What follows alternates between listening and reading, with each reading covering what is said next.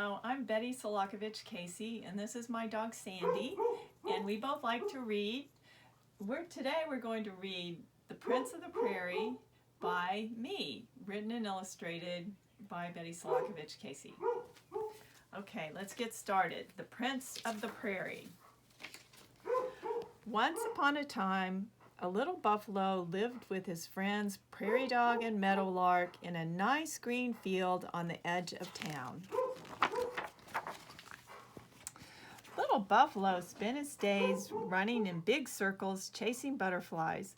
Prairie Dog dozed during the day and dug tunnels at night.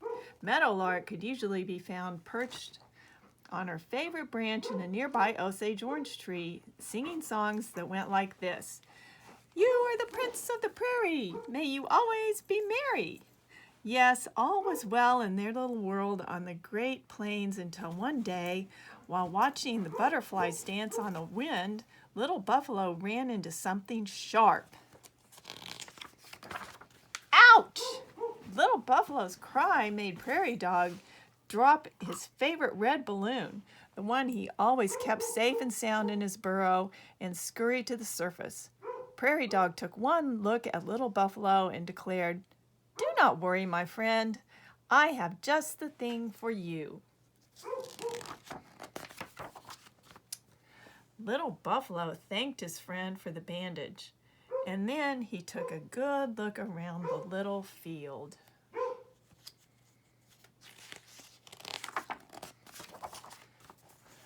Little Buffalo did not like what he saw.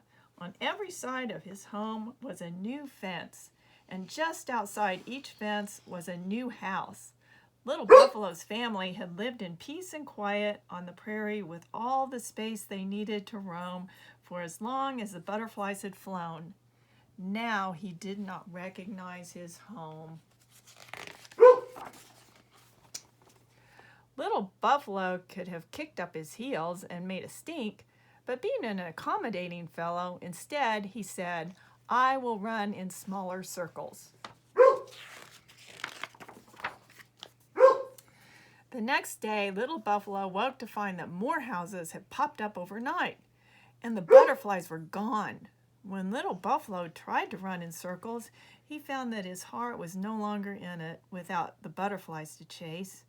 Every day it seemed the houses drew closer and the fences grew nearer. Now, when Little Buffalo went to eat his breakfast, people stopped and watched from their windows. When Prairie Dog tried to dig a new hole, boys and girls pointed and stared. It was enough to give a shy buffalo and a nocturnal prairie dog a stomachache. One morning, Little Buffalo woke to find another new house. This one was so close to his fence he could reach over and touch it, and so he did.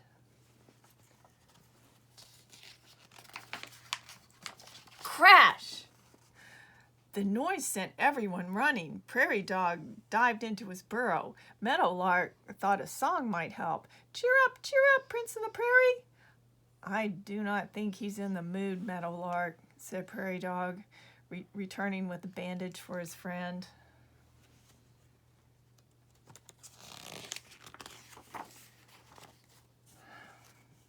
The next morning, Little Buffalo woke up hungry and went looking for a crunchy Osage orange and a little song to start his day, only to find the Meadowlark's tree was gone. "They cut down Meadowlark's tree," Prairie Dog whispered. "The man said they needed the wood to build more houses." Meadowlark sniffed. "This is too much. It's too much. It's time for me to go. Time for me to go. I shall be building my next nest in the tall grass prairie." "What is a tall grass prairie?" Little Buffalo asked.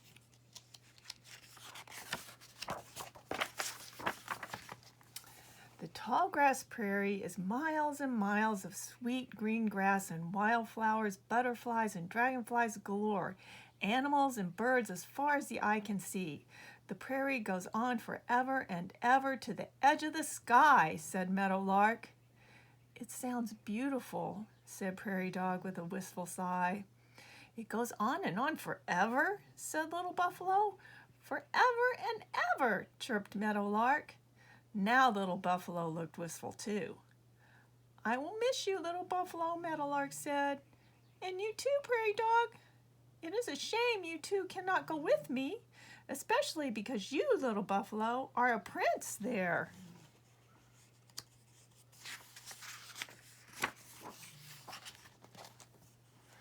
Little Buffalo looked at the houses creeping in so close now that he could no longer turn around without touching someone or something. He thought about Meadowlark, who no longer had a branch from which to sing, and Prairie Dog, whose burrow had been tramped to dust from all the traffic. It felt like a storm was coming, a big storm that would change their little world forevermore. There was only one thing to do. Little Buffalo only hoped it was possible.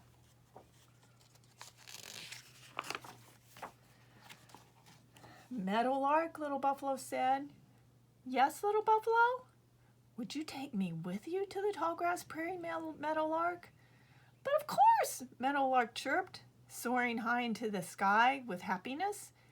And me? Piped up Prairie Dog. Follow me, follow me, follow me, Meadowlark sang.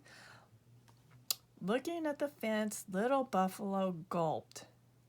But how? Little Buffalo asked.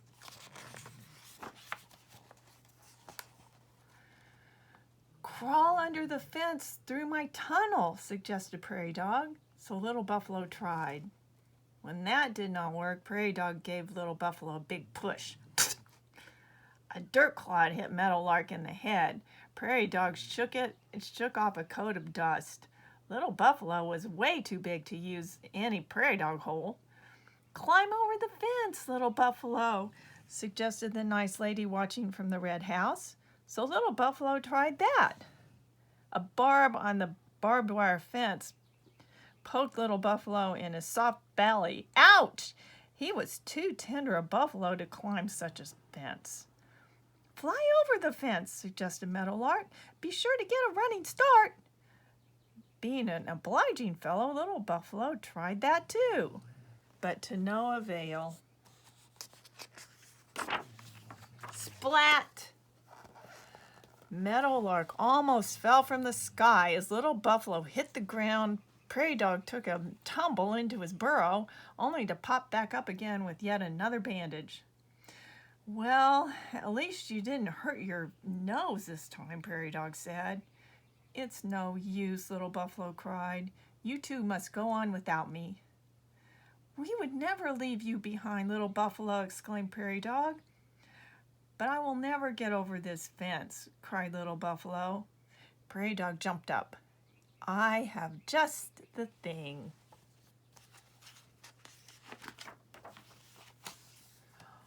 And this time it was not a bandage. Oh no, not your favorite red balloon, Little Buffalo said. Yes, my red balloon, said Prairie Dog.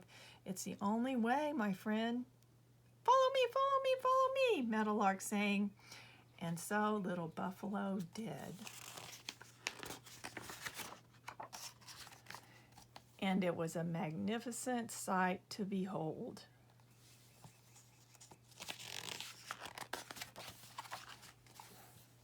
Little Buffalo landed safely, but without the red balloon. As it floated away on the breeze, Little Buffalo thanked his friend and said, I'm ever so sorry about your balloon. It's okay, Little Buffalo, sighed Prairie Dog.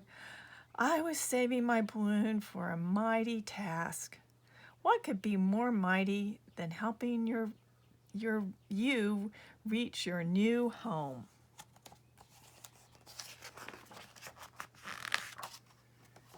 There he is. See all of his friends? It's just as you said it would be, Meadowlark, Little Buffalo cried. I can see forever and ever, and I have plenty of room to roam and butterflies to chase. Home, sweet home, sweet home, sweet home, chirped Meadowlark. "No more bandages for you, little buffalo," Prairie Dog said. "But Meadowlark and I have just the thing to take their place." "Maybe we should start calling you Prince," Meadowlark sang. And with that, Meadowlark broke once more into her favorite song as Prairie Dog placed the small crown on his friend's big head. "You are the Prince of the Prairie. May you always be merry." And they were. The end.